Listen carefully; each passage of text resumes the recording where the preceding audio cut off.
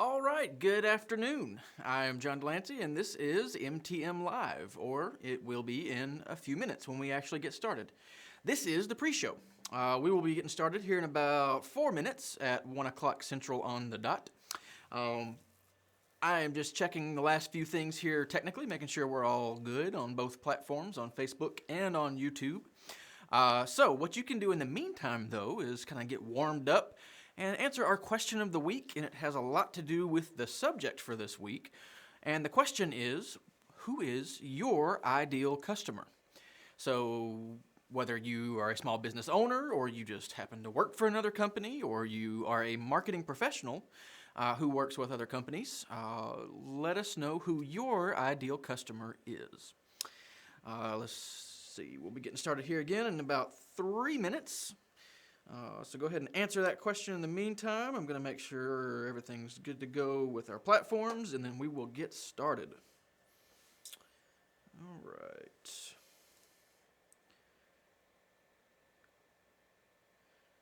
Looks like we're good there. My Sabria's watching. Hello, wife.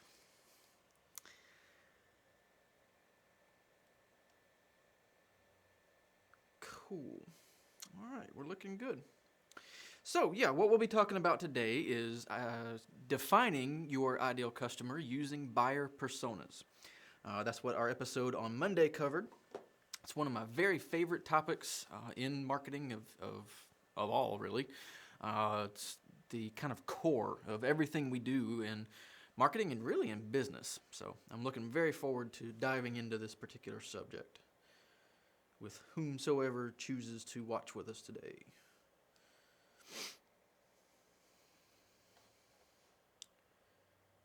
Okay.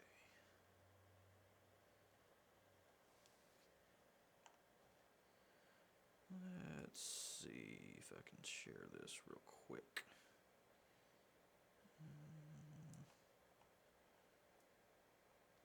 There we go. Let's go here.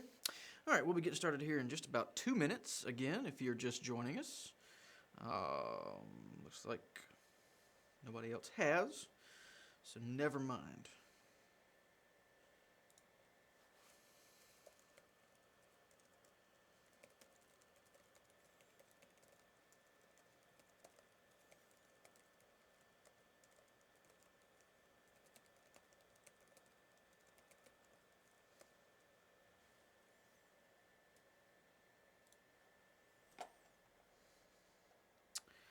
Alrighty.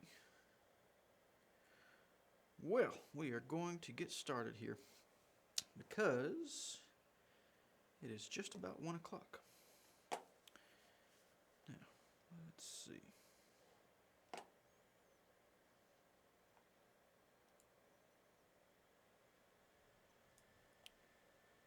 see that 2 people are watching. I don't know who the second person is, but welcome.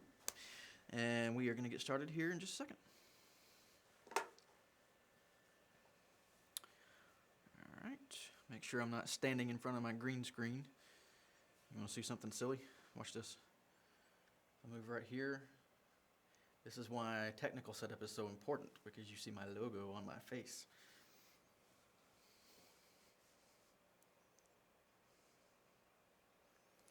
Alrighty, let's get started. Good afternoon and welcome to MTM Live. This is our weekly follow-up live stream discussion of each week's regular episode of the Marketing the Magic show, in which we discuss a lesson in digital marketing inspired by the Walt Disney Company. This week, we'll be talking about defining your ideal customer using buyer personas. And this applies whether you're a business owner or a marketing professional or you just happen to work for a company. It's important for anyone who works at all to focus on understanding who your ideal customer is. And we'll talk a little bit more about why that is and as we go through the episode today. Let's see. So that is what our topic for this week is going to be about. Now, this is one of my very favorite topics in digital marketing.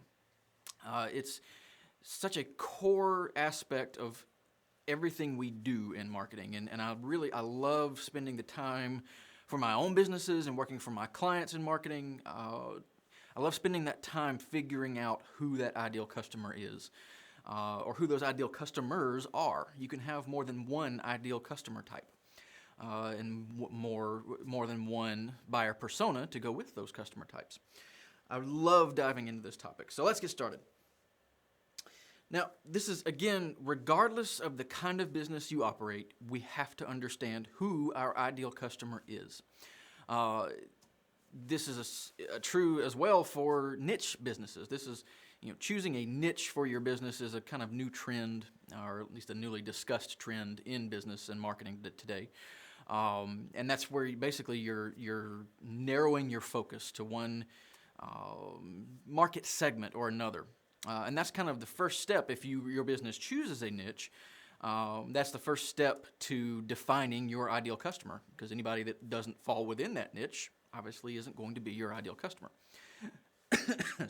Excuse me. Now, what do we mean by this niche idea, really? So imagine you're starting an e-commerce store online. You're going to sell some product online. You don't want to sell every single product on the face of the planet, because then you're trying to compete with Walmart and Amazon and these other massive players who have huge budgets and massive buying power. You'll never be able to compete with them on product availability and on price and on all those things. But when your company can focus, if you were to focus that e-commerce company on a very specific niche, selling high-performance tires for race cars, I don't know, just whatever you want to pick, you're going to be able to establish your expertise better in that field, and you'll be able to more directly address the customers looking for those higher performance tires or whatever it is you pick for your niche.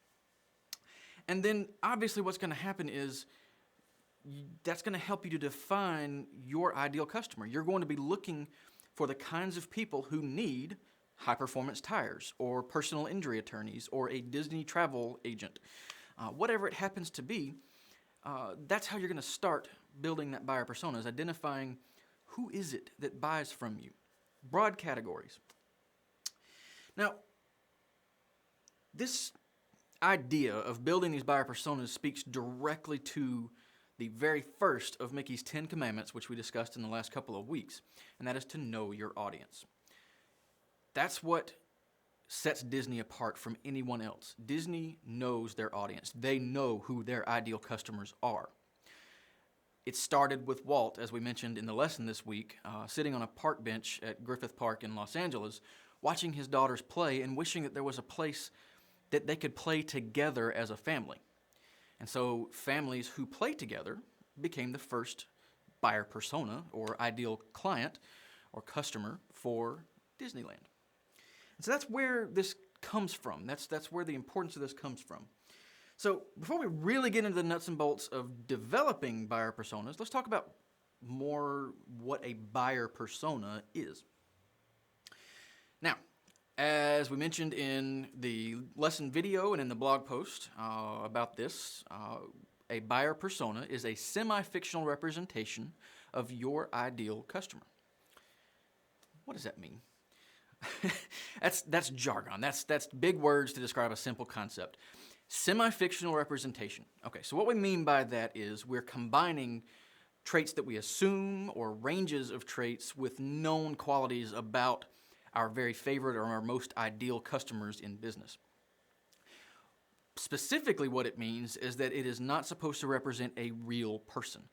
Don't pick Bob Smith, who is your favorite client in the history of business, and make that your ideal customer, because then you're saying that I only want customers named Bob who are 45 years old and run a shipping business and need Google AdWords marketing. You're narrowing your audience far too much when you choose a specific person for your buyer persona. You're always going to be pigeonholed into thinking of that one person. So instead, we call them semi-fictional representations. We combine the best traits among our most ideal customers, plural, and choose those to define this persona, this semi-fictional representation of an ideal customer. Now, again, I alluded to this a minute ago, and a buyer persona should represent a range of customers. So We'll talk more about specific questions that you'll answer and the specific traits that you'll be looking for in a minute. But as an example, instead of saying a 50-year-old small business owner, you might say a 45 to 55-year-old small business owner. Instead of saying who makes $150,000 a year, you might say who makes between $100,000 and $1 million a year. Things like that. So I use that very specifically because if I name those specific numbers or details, I start to think and narrow my focus down to just that information, and I lose out on the rest of the potential audience that's out there that still fits within what should be my buyer persona. Now, let's go through a few examples. One other thing that's fun to do with buyer personas is to give them a silly name. So you might have Leaky Faucet Larry if you're a plumber. And that might be the definition of the homeowner with a wife and 3 kids whose plumbing just went on the fritz. He has a busted pipe underneath his house. And that might be your specialty in business, is fixing plumbing problems in residential homes. So you might define Leaky Faucet Larry. One of my buyer personas is small business owner Sully, after Sully from Monsters Incorporated, to help me define the type of small business owner that I want to reach with this project or this business, Marketing the Magic. Now, another one, if you are, say, a personal injury attorney, is you might have personally injured Penelope. And this is going to define the characteristics, the traits of someone who's just been in some kind of personal injury accident and needs your representation. So again, you just pick these generic, sometimes silly names to help you keep in mind, to help you put a face, to put a name to this buyer persona, so it's not just a list of data, and we'll get back to that in just a second as well. Now, how do we actually develop buyer personas, other than choosing a silly name for them? Well, if you watched the episode, you saw me make an idiot of myself, which I'm not going to do again on live stream because I think I'll turn too dark a shade of red for the camera to handle. But I came up with this this moniker, this way of remembering the process called RAR, after the way baby Simba roars in The Lion King. So RAWR. It stands for research, analyze, write the story, and repeat. Now, let's talk about what those actually mean. So, research. First thing you're going to do is make a list of questions that you need to answer to help you define this buyer persona in terms of your business and what your business can do for those ideal customers. So, you might make lists of questions that you want to answer, like the age range, the gender, if it's applicable. It may or may not be for your particular product or service. Their job role, if it's a business-to-business solution that you offer. Their salary or the company's revenue, if that has any effect on what you do. Or if there's a common range of salary or business revenue for your ideal customers. And especially the problems that that individual or that company faces on a daily basis that your company can help solve. Really define those problems as part of this buyer persona. Now, if it's a business to consumer, you're going to ask different questions, obviously. Salary or company revenue obviously won't make quite as much sense in most cases, although they may. If you're a financial planner, obviously salary becomes an important question there. But you might also want to understand things like their family status. Are they married? Do they have kids? The interests that they have. Are they interested in movies, or are they interested in travel, or what other things are they interested in that help define this group of ideal customers? And again, their daily concerns. What are the daily problems that they face, particularly that your company can help address? Now, how do you answer these questions? Well, the very best way is to look at your current customer data.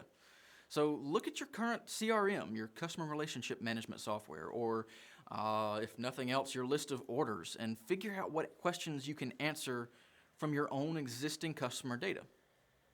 If you have customers, ask them if it's appropriate. If there's no reason that you shouldn't talk to them again, give a few of them a call. Pick some of the customers that you had the very best experience with, that your company was able to best serve, and talk to those customers. Ask them for the answers to the questions that you have It's the best way to get the information you're after. Now, if you don't have existing customers, if you're just starting in business, that's kind of how it works. If you don't already have customers, how do you get the information? And even if you do have customers, how can you get more information if you can't answer every question that you have? Google, plain and simple. One of my very favorite techniques is to Google, and I mentioned this in the lesson on Monday as well, is to Google a day in the life of insert persona name. So a day in the life of a homeowner, a day in the life of a marketing professional, a day in the life of a small business owner in financial services, whatever it might be. Try to Google a day in the life of, and you'll usually be able to find several articles that go through from start to finish a day in that person's life. And usually they'll address things like, what are my typical problems that I face? And what are the bottlenecks in my day? And those different things that can help you define and isolate the problems that your company can serve, but that your marketing can address as well. Now, what do you do after you've gathered all this research? It's time to analyze. So you're going to gather all this information, probably in some form of spreadsheet, and you want to start analyzing to find the commonalities among all the different people that you've surveyed or looked at or examined or Googled or whatever. Look for the common traits among the ideal customers that you've dug up. So that's where you start identifying that age range, and if there's a particular salary range, or if there's a particularly common problem for those people, and start gathering up those common answers, because those are what's going to define your buyer persona. But once you've analyzed all this data and you've got it in a spreadsheet's great, but a spreadsheet's not a person. You can't put a face to a spreadsheet. You can't put a name to a spreadsheet. So what you do next is write the story. And this goes to the very core of everything I believe about marketing, and that is the importance of storytelling in marketing. Now, I'm not talking about writing a novel here. I'm talking about a few paragraphs that take this information that you've gathered up and analyzed and broken into common groups that represent your ideal customers. You're going to turn it into a few paragraphs that create a narrative from all of that raw data. A narrative, when you create a story, it suddenly puts that name and that face with this person. And actually pick a face. It can be a cartoon character. I've got Sully for small business owner Sully, and Minnie Mouse for marketing professional Minnie. It could be a photograph of a typical person who fits that profile. But more than anything, writing this story is what fixes this ideal person in your mind and in your team's minds, so that everybody can really truly grasp who your ideal customer is, who you're trying to reach. So write that story. And again, I actually read out the persona for, I believe it was Marketing Minnie, during Monday's episode. And you can also read it at the blog, the blog post that was published Monday as well. So I'm not going to really go back over the entire story here, but give that a read and see how that's a real persona, by the way. That is my persona for an ideal customer who is a marketing professional that I want to reach with this project.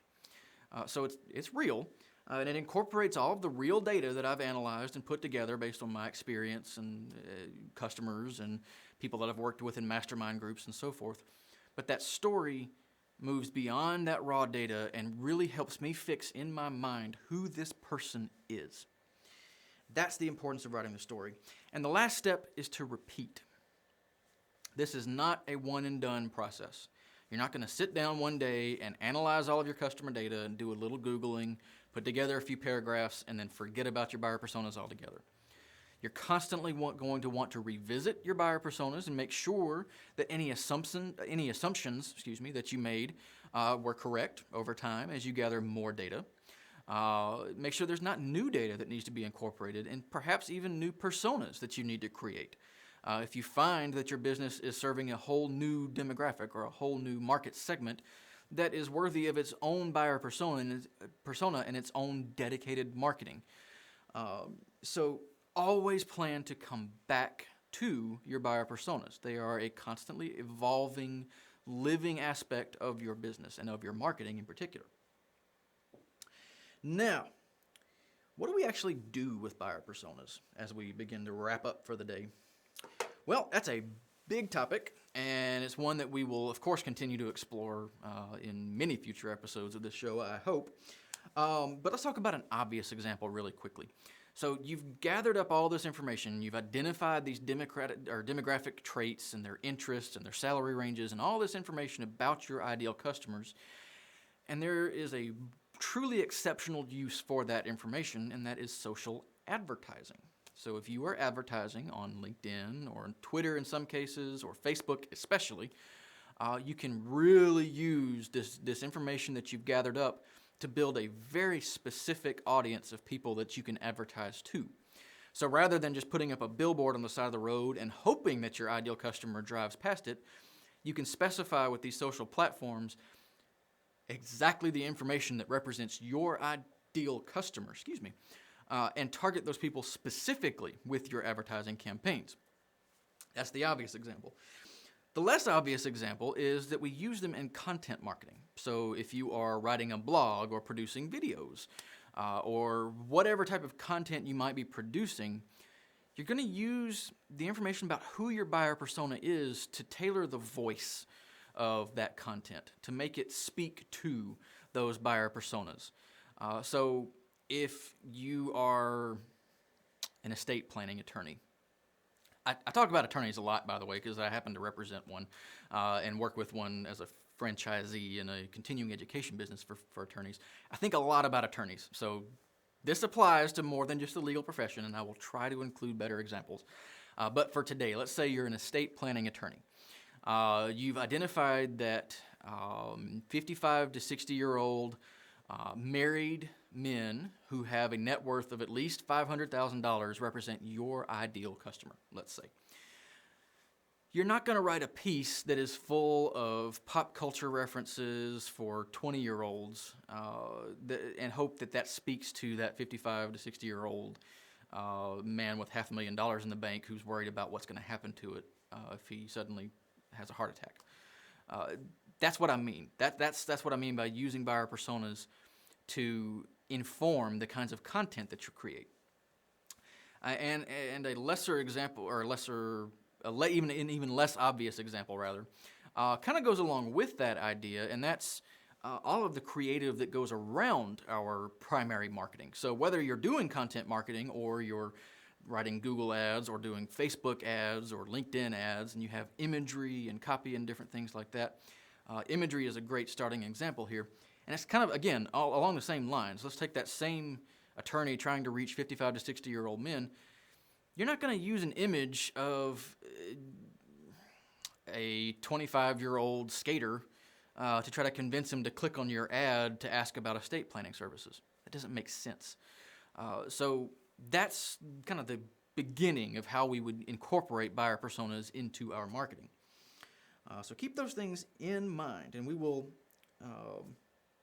Actually, one more thing before we wrap up, and this has to do with something else that we'll be talking about more in the future, because we just don't have time to talk about everything I need to talk about today, but it is the buyer's journey.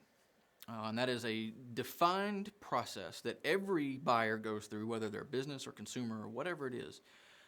They move through these stages of the buyer's journey, and those stages are called awareness that they have a problem that needs to be solved, consideration of the solutions that are out there, the kinds of solutions to that problem, and decision-making, in which they decide which of the solutions that they have been considering that they're actually going to choose, and of course you want them to choose your solution.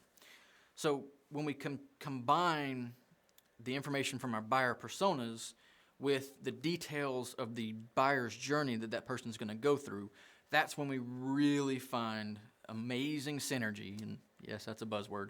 That's when we can really find and create that amazing synergy in our marketing so that it's speaking to exactly the right people at exactly the right time with exactly the right message. But again, we will be diving further into the buyer's journey in future episodes. For today, that's going to wrap things up. I hope that this kind of introduction to the idea of defining your ideal customer using buyer personas has been helpful.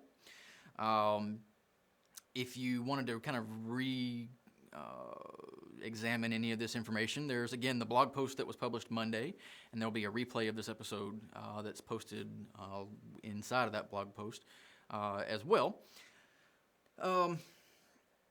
Speaking of the blog, the website's live. MarketingTheMagic.com is officially open for business. Well, not business. We're not selling anything. But we are officially open. We're online, finally. So the blog is there, the links to the various podcast platforms that we share our episodes on, as well as the YouTube and Facebook channels. Those are all there. We'll have our new blog post published every single week to go with our new episodes. So if you prefer to read about these subjects rather than listen to me talk about them, you can certainly do that. So go check it out. You can subscribe to the blog to get an email every Monday morning when we release these new episodes. And it'll just be that once a week. That once a week. We won't spam you. We're not going to sell your information to anybody else. We're not going to sell sponsorships so people can spam you through us. It's just going to be that one time a week. And if we occasionally have a second blog post in a week, you might get a notification about that as well. But again, that's going to wrap it up for today. I appreciate you watching, for those who watched live and anybody who happens to watch after the fact. So I hope to see you all real soon, next week perhaps. Thanks. Have a good day.